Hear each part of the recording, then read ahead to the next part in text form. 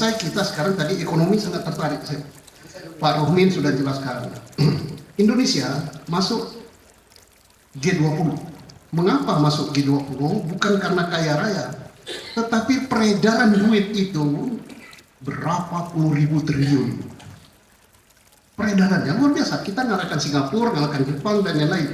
Persoalannya, peredaran duit ini tidak dipajaki. Tidak semua masuk pajak. Bagaimana supaya dipajaki? Kita harus mengurangi transaksi cash money. Harus transaksinya kayak GoFood itu loh. GoFood, Gojek itu ada komponen transaksi itu pajak.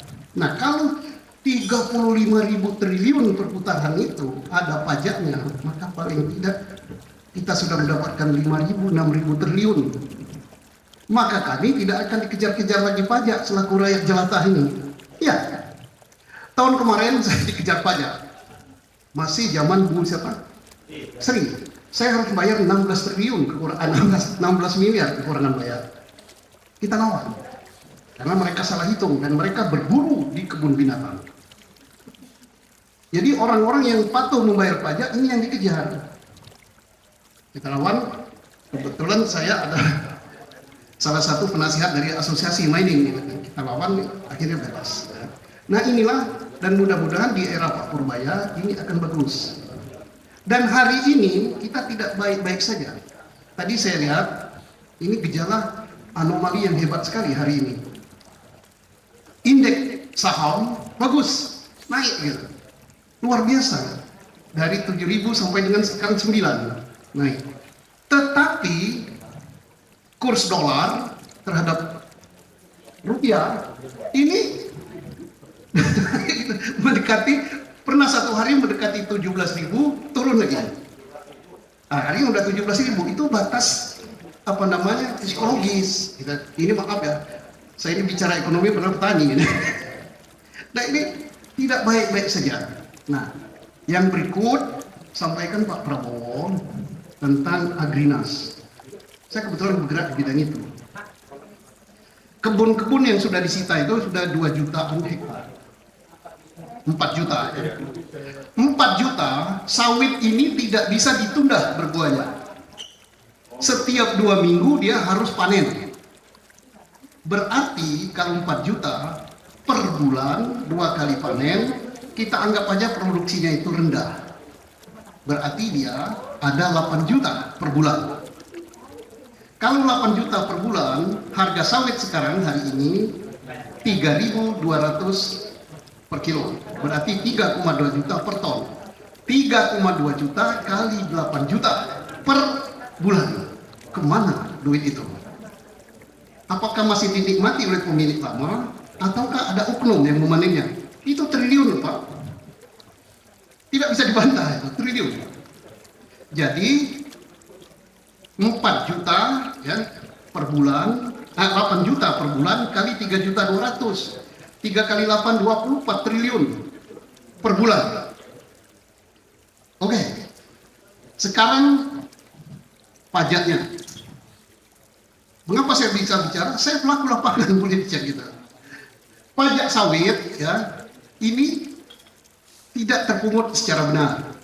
Ya benar juga kalau dikatakan kemarin ada 9 juta hektar sawit ngemplang.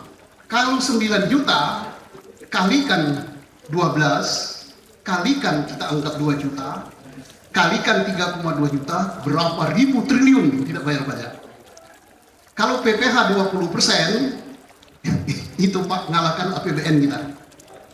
Baru sawit itu Pak. Nah yang berikut, sawit-sawit yang disita, tujuannya apa? Kalau memang untuk dihutankan kembali, tolong Agrinas jangan mengerjasamakan sama orang supaya ini dipelihara. Ini sama saja dengan pemerintah yang merusak hutan. Jadi kalau memang mau dihutankan kembali, ya dihutankan. Jangan dikerjasamakan. Sekarang dikerjasamakan dengan bagi hasil 45-55. Nah, ini tidak boleh nih. Jadi, tapi saya yakin ini bukan Pak Prabowo. Ini di bawah Pak Prabowo yang bermain. Nah ini sampaikan hal-hal yang demikian. Jadi terus yang berikut Pak, batu bara. Di tempatnya Pak Yani, 1 tahun produksi TPBA 176 juta. Ditambah dengan swasta sekitar 178 juta. Kalau kita anggap keuntungan itu sekitar $2 aja per kilo, padahal nggak mungkin segitu kan per ton. Berapa miliar dolar? PPN 20%, PPH 20% ditambah distribusi, Sumsel kaya raya, duit masuk ke pusat besar sekali. Persoalannya kenapa APBD-nya Pak Yani cuma 10,6 triliun? Saya kira itu PR di bidang ekonomi. Apa yang saya katakan ini, saya bisa bertanggungjawabkan karena saya melakukan hal itu di pasar. Tetapi saya tidak berbuat curang seperti itu. Sebagai petani, insya Allah saya jujur membayar pajak, jujur membayar distribusi, dan jujur kepada pemerintah. Karena apa? Saya tidak enak kalau tidak jujur. Kalau jujur itu ditahan pun saya siap. Ya Pak Abraham Samad, dulu saya dimusuhkan sama beliau. Ya sama KPK. Yang buat KPK itu saya, masuk tim perumusnya. Tapi saya dibuat cecak buaya sehingga dimasukkan penjara. Kemarin Pak Mahfud nangis, waduh Pak, tahu gitu saya enggak, no, saya tidak mau diberi jabatan apapun juga sekarang. Biarkanlah saya sebagai petani di dusun. Yang penting saya bisa jujur, saya bisa cari duit halal dan bisa hidup tenang. Seperti Pak Said Didu, kita hargai beliau. Kurang apa lagi? BUMN, sekretaris, mindahkan kepala bank aja bisa dia. Tapi masih bersuara nyaring. Kurang apa lagi Pak Gatot? Siapa sih yang lebih tinggi di Indonesia? Dulu dengar Panglima TNI itu semua nggak ada berani. Bayangkan Pak siapa namanya? Jenderal Yusuf kan? Panglima TNI mau ke suatu daerah, jalan di aspal, disapu, bila perlu jalan diberi AC, saking takutnya. Tapi Pak Gatot tetap merakyat, memperjuangkan rakyat. Hebat Pak Gatot. Nah, gitulah. Terima kasih. Wabillahi taufiq wal hidayah. Assalamualaikum warahmatullahi wabarakatuh. Waalaikumsalam.